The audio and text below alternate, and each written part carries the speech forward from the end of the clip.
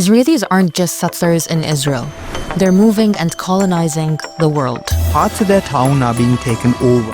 Go to Gaza and we'll genocide you too. Pushing local limits in Thailand. Zionist territories in the north of Cyprus.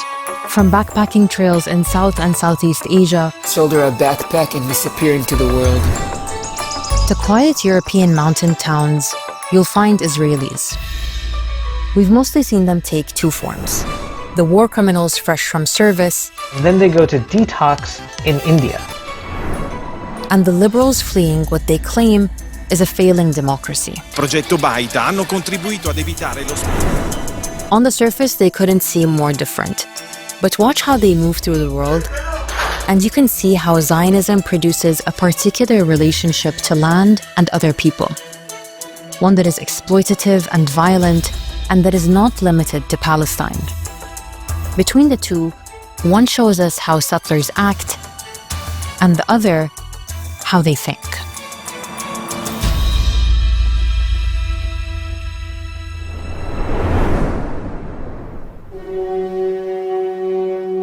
For decades, tens of thousands of young Israelis have been going to South and Southeast Asia every year. It's a rite of passage for recently discharged soldiers known as the Big Trip. See, when Jewish Israelis graduate from high school at 18 years old, most of them are required to serve in the occupation forces. And after spending 2 or 3 years, many Israelis take months off afterwards to backpack, party, do drugs, and find themselves. עשיתי מעצר בחברון, עשיתי אחת מלחמת לבנון, עשיתי את הודו, בצפון עשיתי כמעט את הכל, דרמסלה מנאלי ואין על כסול, אבל... India is one of the most popular destinations. So popular that Israelis have their own backpacking route, the Hummus Trail. Places such as Dharamkot, Old Manali, Vashisht and Kasol have nearly half of their population of Israeli nationality. Street signs in Hebrew, cafes serving fresh falafel and shakshuka. One town called Kasol has been nicknamed Little Israel. Institutions like Chabad and others have also set up shop on the trail. He's one of a number of rabbis sent from Israel, the United States, and Canada to help young Israeli tourists traveling in this land of gods and goddesses to stay in touch with their Jewish roots. An Israeli who runs a Jewish cultural center in one of the villages said, quote, "There's something in India that allows for wild freedom, like the Wild West. I sense that they can do whatever they want, be that smoking weed, driving without a license, or making noise. This is what they seek here. And many of them do exactly that, moving through communities across the region as though the usual rules don't apply." और कई ऐसे cafes highlight हुए हैं जो openly Indians को entry deny करते हैं. Locals say their livelihoods are under threat from Israelis working on tourist visas and running businesses without permits. Some Israeli tourists are said to leave rented motorcycles on the roadside when gas runs out. Of all foreign visitors, only Israelis have managed to build a religious center where they hold parties and celebrations. This town is completely overrun with Israelis. I'm talking 3-to-1 ratio. Alongside reports of several businesses illegally run by Israeli citizens. Smoking weed in hospitals, barring ties from certain businesses, hotels and public spaces. Wait, they've been barring Thai citizens from places in Thailand? How does that work? Obnoxious tourists come with many passports, and towns accommodating foreign visitors exist all over the world. But with Israeli tourists, there's something else at play. The disregard for local law, the entitlement, the disrespect. Where does all this come from? To understand the tourist, you have to understand the culture that produced them. One of the most important words to understand in Israeli society is friar, usually translated as sucker. You see, in Israel, being a fire doesn't just mean you're easily fooled. It's more about missing the chance to cut corners, dodge rules, or get ahead by any means necessary. In a society where bending the rules is often seen as savvy, being a fire means you're the one who plays it straight. And that's not a compliment. In fact, being called a fire is one of the worst insults out there. Join the back of the line. No, they're reserved. You threw my shirt on the floor? There doesn't seem to be shame about exploiting someone else. The shame is in allowing yourself to be exploited. That mentality is so ingrained, it has another name as well: the success method. So I have a tiny dog named Lily, and I like to go on errands with her. When I went into my local Supersol grocery store, they told me that I had to hold her if I wanted to come in. So the next time I went there, I looked for the person that told me this. When I couldn't find them, I put her on the ground like I wanted. So what was I doing that's just so Israeli? It's called Shitat Matsuria, which translates to success method, meaning doing what I want until someone tells me otherwise. Okay, you want to see how I'm getting in without just standing all this time? The assumption is that there's no harm in trying to push a boundary, and if nobody stops you, you've succeeded. Today, more than 700,000 Israeli settlers live in the West Bank and East Jerusalem. We can see this philosophy clearly in Palestine, in the relentless expansion of settlements, and in the continuous testing of what the world will tolerate. Pushing these boundaries requires a violence that doesn't remain confined to Palestine. It travels with the settlers. Go to Gaza and we'll genocide you too. Fuck you, motherfucker. Okay. You love Palestine. I love Palestine. Cool. You. Mama. That's my money, okay? Build your country. Oh, wow. Okay. The residents of Shargao Island reported unruly and rude behavior from a group of Israeli tourists. A pro-Palestinian flag hanging outside a cafe in Siargao. A group of Israeli tourists allegedly destroyed CCTV cameras, threw rocks, and violently assaulted the owners. There's a hostility and aggression so similar across all these clips. One that seems to exist in another form in the colony as well. Excuse me, I ordered shakshuka. Oh, and what is this? Pizza. And what did you order? Shakshuka. And what is this? Pizza. In Israel, we don't say, excuse me, do you know where my coffee is? I've been waiting a while. We say... There's this image that Israelis seem to have of themselves, that they're direct, they have chutzpah. Aggression being seen as confidence isn't accidental.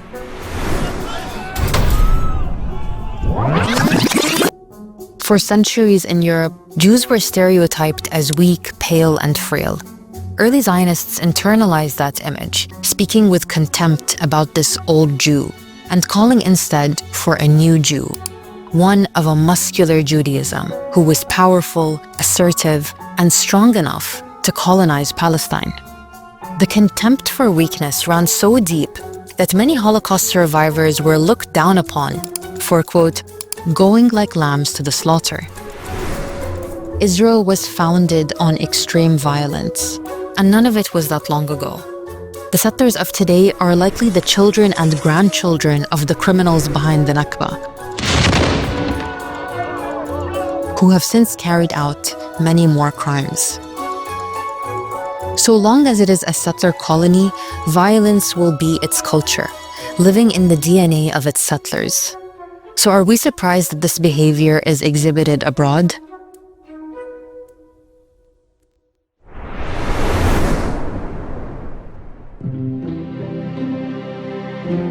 There's another place in the world where we can more clearly see how they think.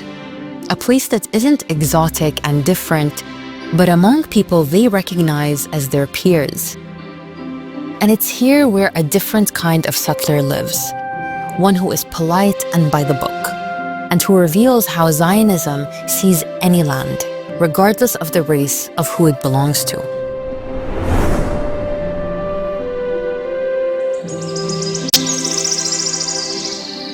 Nestled beneath the Italian Alps is a region called Valsasia. Known as the greenest valley in Italy, it's a landscape of forested mountains and quiet towns. It's also becoming home to a growing community of Israelis. Minacciano il sindaco, ma il vero bersaglio sono le famiglie israeliane trasferite in Valsesia. Vanno a scuola con i nostri ragazzi, fanno calcio, fanno sport con i nostri ragazzi. Un'oasi di pace minata da questo proiettile recapitato direttamente in comune. They're part of an initiative called Progetto Beta, launched by an Israeli-Italian, which has already brought in 80 Israeli families to the region. The arrangement is presented as a win-win. Valsesia was suffering from demographic decline, and these Israelis were looking for a new place to call home. They're middle class, educated, very secular, and believe that Israel was once a democracy that is now crumbling. Not because of the genocide or apartheid settler colonialism, but because this Zionism doesn't fit with their fantasy of what it should be. This group of settlers are what's known as liberal Zionists. And to understand them, we need to understand why they left. It began in early 2023. Protesters blocked roads and scuffled with police in Tel Aviv on Wednesday morning, incensed by a controversial plan to overhaul the Israeli judicial system. Born in Israel, I fought for 30 years in this country to save this country.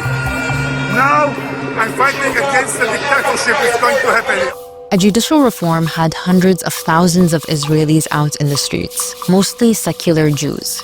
They're the largest group in Israel and are the backbone of its economy. Unfortunately, many of my friends check the options in other countries. I will not raise my kids in a country which is not democratic. Fearing the collapse of what they believe is Israeli democracy, many began leaving to settle elsewhere. That's when Project Beta began. This article starts with a quote written by one of the settlers. As the number of hours of light in their country's democracy keeps diminishing, more and more Israelis are arriving in the mountainous valley in their search for a new start. Underlying all this is a layer of pain, the pain of good Israelis, who believed that after 2,000 years they could rest on their laurels, but were now taking up the wanderer's staff once again. Notice how he says, good Israelis. The founder of Project Beta uses similar language, saying he wanted to help, quote, good Israelis escape what Israel was becoming. Inherent in all this is a kind of entitlement. If it's not working out here, I have the right to go and try this project elsewhere.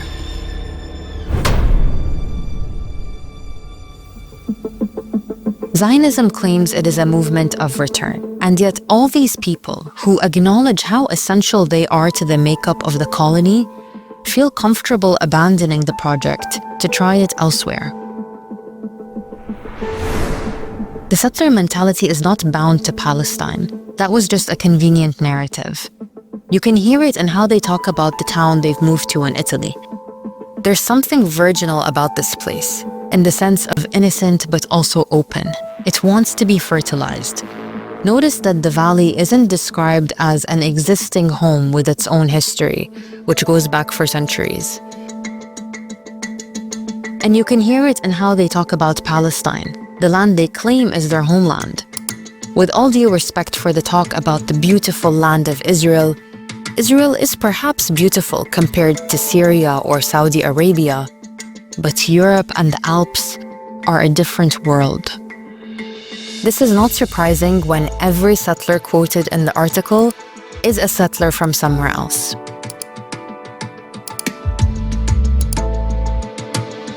Sono israeliani, ma molti sono francesi, portoghesi, tedeschi. To be a settler is to have no relationship with the land. It's just a place to settle. And to feel entitled to it over its indigenous inhabitants takes a certain cocktail of supremacy and entitlement. For one of the settlers in Italy, a life coach specializing in consciousness studies, the push to leave the colony came in October 2023. She needs quiet to work.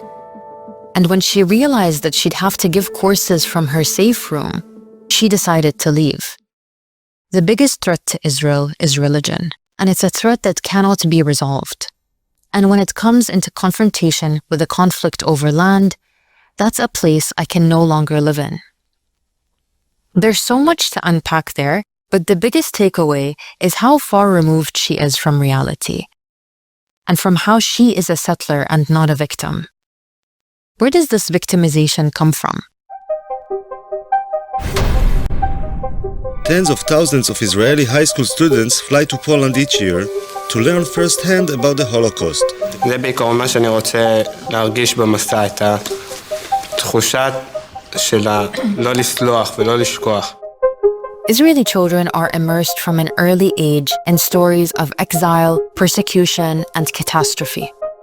Holocaust education begins in nursery school and continues all the way until graduation, all with the undertone that there is the constant possibility that history could repeat itself.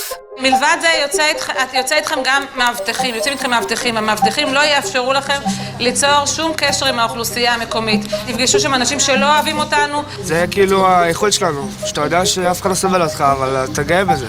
לא יודעת, על כל מיני דברים כאלה. ובעצם כשהילד יודע שיש לו שונאים, זה גורם לך איזה סוג של כעס לצד השני, לכאב, כעס, אפילו שנאה. Fresh from learning all of that, by 18, nearly every Jewish Israeli enters the occupation forces.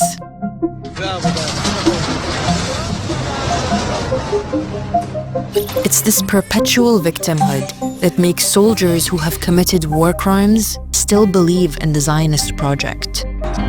Many of the soldiers this therapist sees say they don't regret their actions. Most understand very well why they went to war, but for a few, it's an issue. The settlers in Valsacia seem to have problems with how Israel is running. But they still believe, or once strongly did, in the Zionist project. We brought up our children on Zionist ideals because all in all, we believed in the state. We all volunteered for a year of community service and served in the IDF, the miracle that is known as the establishment of the State of Israel and its values of solidarity. All that is vanishing.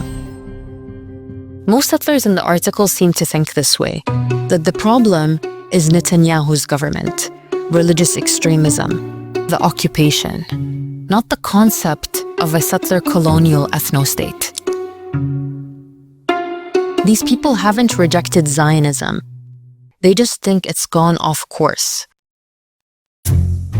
And when the sun sets on one settler fantasy, it rises on another. Italy, or Greece, Portugal, Cyprus, the US, depending on which group you're in. There's New Israeli Village with the goal of establishing a city of leading Israelis in another country. Another group called New Israel, Israeli State, Democratic Liberal is looking to make a massive land purchase and is considering Cyprus. Other groups include Israel 2.0, Noah's Ark 2.0, and Plan B. The anti-Israeli graffiti is found on almost every wall in Athens. In Greece, there's been an Israeli real estate invasion. You have actual kibbutzes that are being formed outside of Thessaloniki. You have eco-retreats for IOF soldiers to find rehabilitation for their trauma after genociding. In Cyprus, Israelis are buying up a lot of property. Βλέπουμε να εξελίσσονται φαινόμενα δημιουργίας κλειστών περιοχών, γκέτο, από υπηκόους του Ισραήλ, με δημιουργία σιωνιστικών σχολείων και συναγωγών. And this goes all the way to the top. The governments of Greece and Cyprus are acting as Israel's genocidal wingmen. They've become closer than ever in defense, diplomacy, and energy. They even signed a deal, which actually is quite a colonial one. It gives the right to the Israeli Defense Forces and Air Force to use Greek airspace and Greek territory for practicing war games without even the consent of the Greek government. That's becoming a satellite of another country. Training for war in foreign and unknown territory, with the most training actually being carried out in Cyprus. Across the world, governments are opening their doors to more Zionist presence. The great irony in all this is that while Israelis travel to detox or find themselves or settle elsewhere because life has become too hard, the Palestinians they dispossess to fulfill this fantasy that they're fleeing from can barely move, not even within Palestine, let alone across the world. There is an entitlement and a violence and a delusion baked into Zionism that doesn't contain itself within the colony's borders. It is a settler ideology, and settlers don't stop being settlers when they cross a border. A special thank you to our supporters on Patreon. Doing this work takes time, resources, and editorial independence, so it wouldn't be possible without our supporters online. If you believe in what we're doing and want to be a part of this with us, you can join our Patreon. It's how we keep this going.